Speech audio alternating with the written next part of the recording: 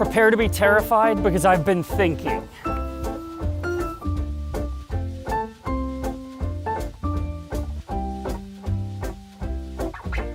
Well, good morning, brothers and sisters, and welcome to Mission Zero. If this is your first time here, my name is Shawn, and this is Battle Cry, the show where we give you a motivational theme that can carry you through a more positive week. Like I said, I've been thinking about something for the last week or two, and I think today is a good day to start it, and that is a refresh of Season 1.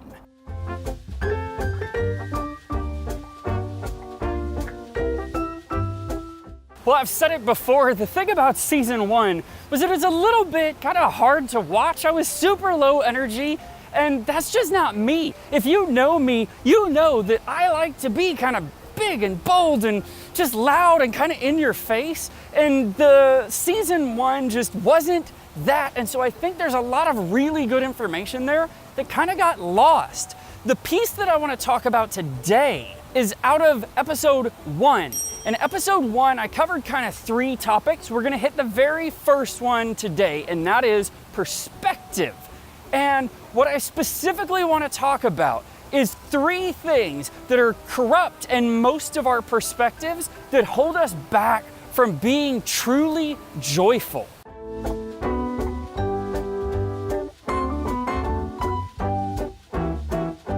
So let's start off first with what is perspective? Perspective is from the Latin per specere, and per means through and specere means to look, right? Specere, this is where we get like the word spectacles from, right? So perspective is an alignment thing. It's how you look through and look at the world.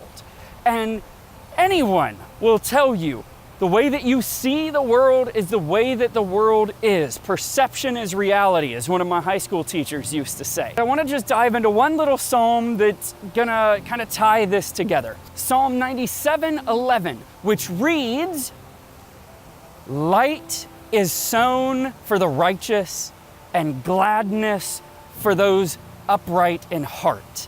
Now, what does that mean?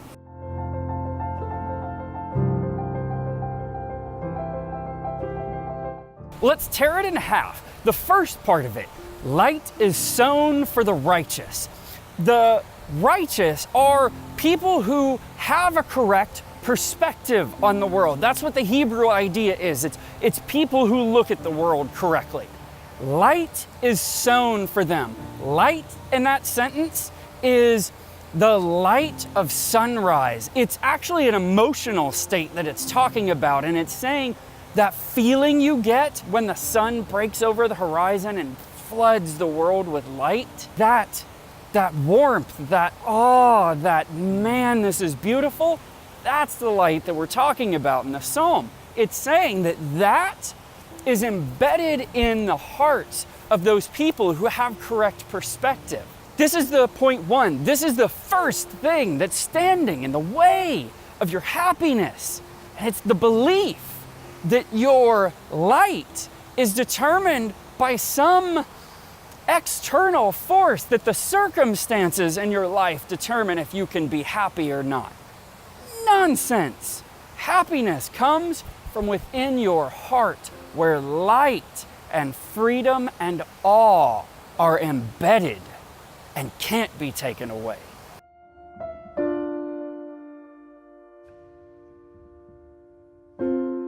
The second part there, the gladness is sown in the upright of heart. Upright of heart really means that you don't think too highly or lowly of yourself. You don't consider yourself garbage, but you also don't consider yourself the best. Gladness, interesting word, glad. The Hebrew idea of glad is not our idea of glad. The Hebrew idea is shouting and singing joyfully. So this is like your woo, right? This is that exuberance that you can't contain. We talked about this for the last couple weeks, the idea that the zest of life, this thing that makes you sort of bouncy and happy, that's gladness. And what this is saying is that excitement is what you gain. That's rooted in the people who have confidence in the proper degree. And that brings to the second point. The second thing that holds us back from true happiness is an improper estimation of ourselves.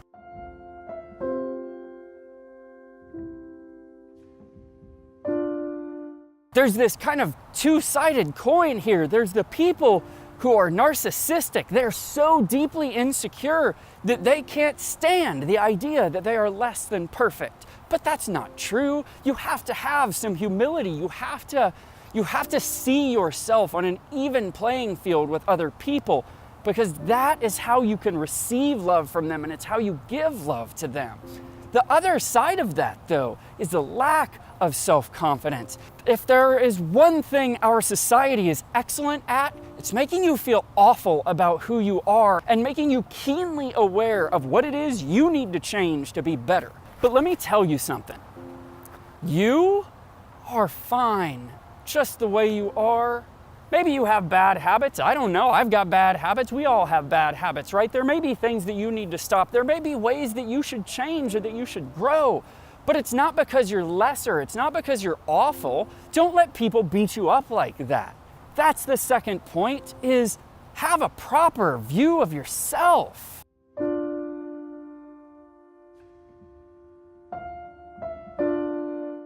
If point one is having a proper perspective on joy and happiness, and point two is having a proper perspective on your estimation, your value, then point three is having a proper perspective on the world.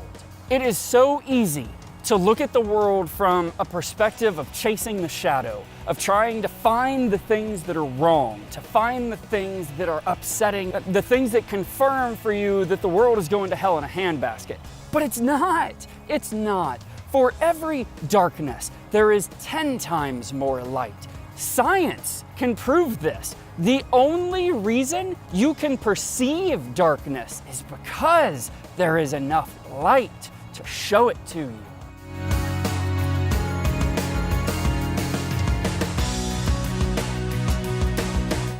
The truth of the world is not that we are living in these dark times. Things are going awfully and it's crumbling around us. And no, stop that.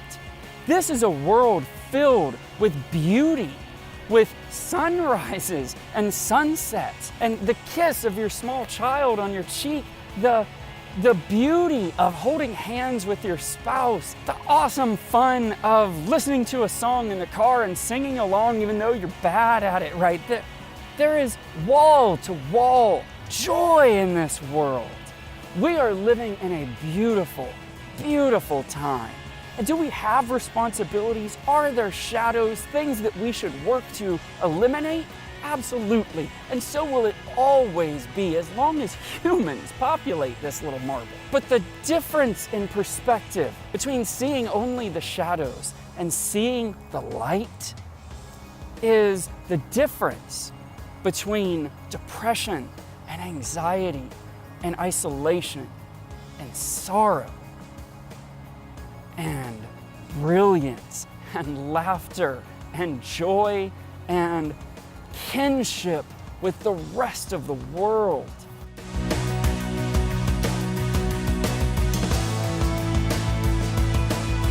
So that got a little bit heavier than I intended it to be, but it's really true. These are the three things that are sort of the difference between having a life that you enjoy and having a life that you endure. The first, get your perspective on joy right. It is not something external, it is internal. It is always available. You just have to decide to let it free. Get a correct perspective on yourself. You are beautiful and amazing and differentiated and unique. You have a voice that the rest of us are dying to hear. We want to hear you and see your uniqueness because it's beautiful. And step three, get a right perspective on the world. We live in such an amazing time. And if we can grasp that, if we can hang on to that, then the freedom of light and the ebullience of gladness ours. So take that today, however you can, use it to be an even you-ier you than you were before. And may God pour out the blessings of perspective and calibration and joy and gladness on us all. And I love you so much. Peace out.